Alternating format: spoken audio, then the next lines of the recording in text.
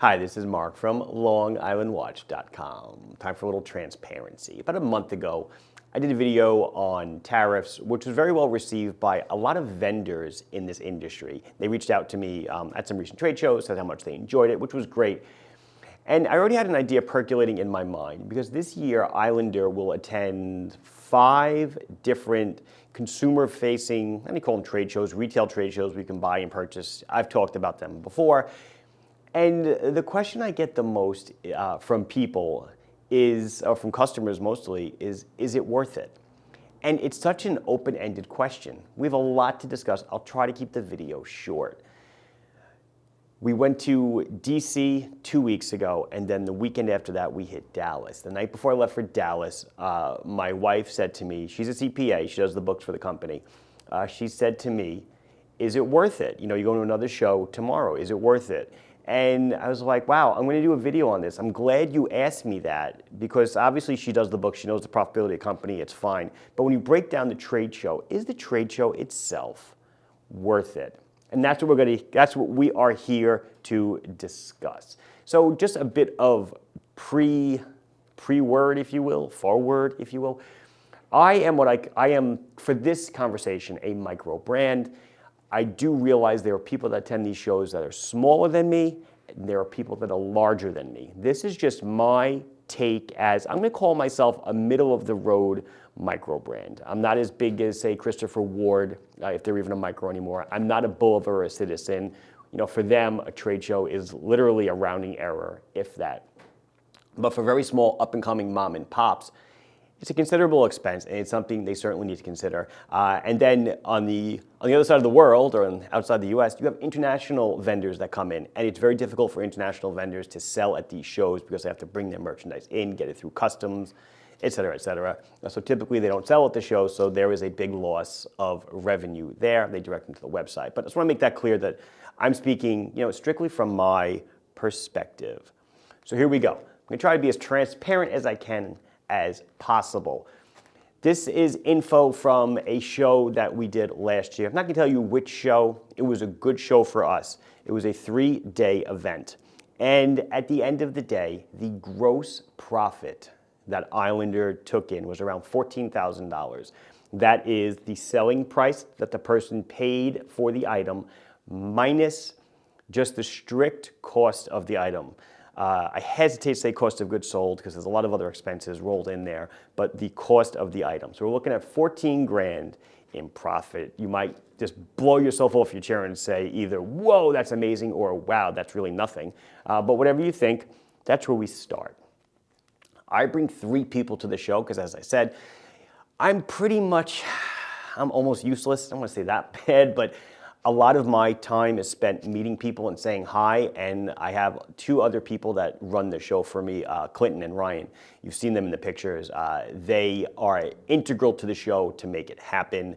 Ryan, and I'll get to this later, I kind of lose him for several days leading up to the show and several days after the show because he preps for it. I don't do that. So let's go. So the show costs me out of pocket 7 grand, and we'll do like all the math on screen, hopefully. Travel, so airfare and transportation, $2,000. Round numbers, kind of just guesstimating the stuff. I'm not guesstimating, I kind of have an idea, but I didn't pull out receipts. I just kind of know what it is. Hotel stay for 3 nights, $2,500. Food and incidentals, $600. So if we take all of that and we deduct it from the $14,000 in gross profit. Again, this is different than business profit that I do back here in Farmingdale, because here I have to keep the lights on, I have insurance, I have all these other expenses, shipping expenses and stuff. Again, so I'm trying to keep apples and apples here. You wind up with about $1,900 in net profit, if you will. You will notice I said nothing about salaries because both the guys that I bring with me and myself are not paid by the hour, so I don't have to pay them.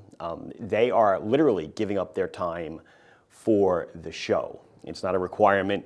And let's see, I did not include, you guys probably know this one, right? The $50 promotion, you wear an Islander, I give you $50 if you give the 50 back to me, I give you $100 off anything on the table. I didn't include that because no other vendors have that expense.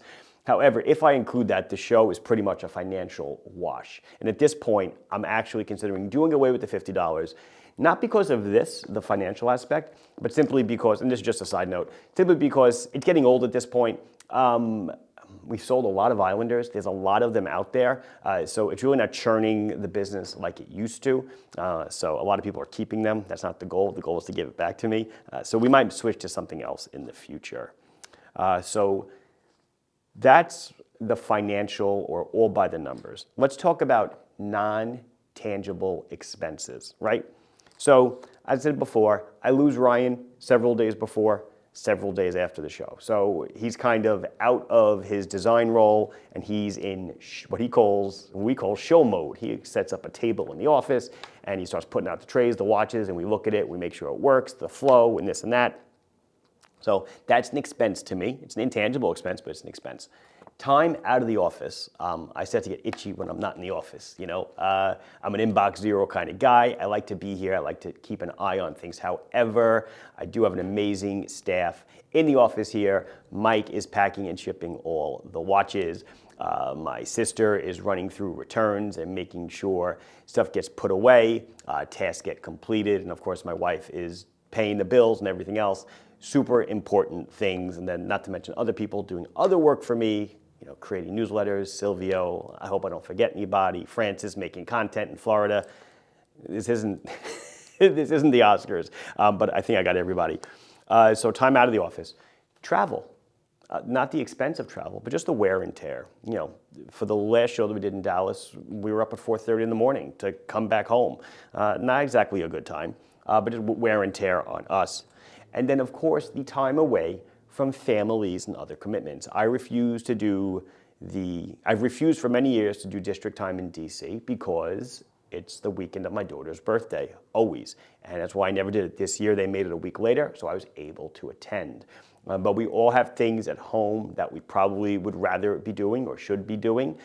Maybe you're expecting your refrigerator to be delivered, and now you're not there, and someone else has to cover for you, this and that. It's just, it's a pain in the butt. You can't put a number on it, but kind of like you wish you were here to take care of those things. So let's talk about the alternative. Let's say we didn't go, right? I could sit and have my weekend at home.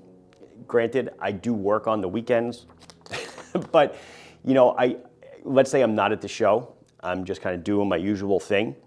I get 10 to 15,000 people that run through the website every single day. Compare that to the foot traffic at a show, which it's going to top out at like 3,000 or 4,000 people per day. Not apples and apples, of course. When you come to the show, if you see me, you're only seeing Islander. The 10 to 15,000 people that come to the website are seeing every brand, or maybe they're just getting on and flying off somewhere else, jumping away from the page. So maybe they're not looking at Islander, but Islander is my most visited category on the website. I know the numbers. It does pretty well. It probably gets almost as many people as the show does.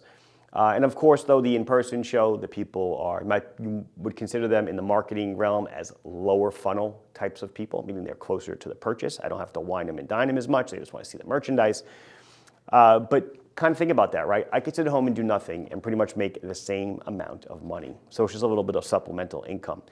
Is it worth the few $1,000s that I might make off the show from a business profit standpoint? I'll tell you honestly, that few $1,000s to the business really doesn't mean anything. I don't want to say it's a rounding error, but I could do without it. It doesn't pay the bills. It doesn't make the world go round. However, there are benefits. Intangible benefits. So I'm going to see a couple of things here. Number one, obviously, is meeting and greeting the customer. I myself was born into retail. I worked at my father's hardware store in Manhattan. From the time I was about probably 8 or 9 years old, I went in every Saturday with him through my high school career. And then when I was in college, downtown, East Village, Cooper Union, his store was on 2nd and 61st. I used to rollerblade up opened the store for him on Sundays. I worked every summer through junior high school and high school there. I ran the store, as I said, while I was in college for him, 1 or 2 days on the weekend. So I grew up in retail. I love meeting customers. I love pressing the flesh, saying hi, and seeing the smile, that comes from people appreciating the product. Good stuff. Exposure to new customers. Obviously, not everybody that's there knows who we are. So it's great for someone to come by and we can tell our story. It always happens the same way. People are so kind, they come up, they say, I've never heard of Islander. Can you tell me about your brand? And I tell them I'm a ripoff of Seiko. No, I start with the whole story, how I own LongIslandWatch.com, started it 25 years ago, sell 3 dozen brands. 2019, certain models being phased out.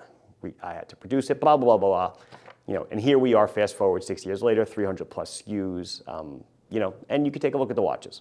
I love that.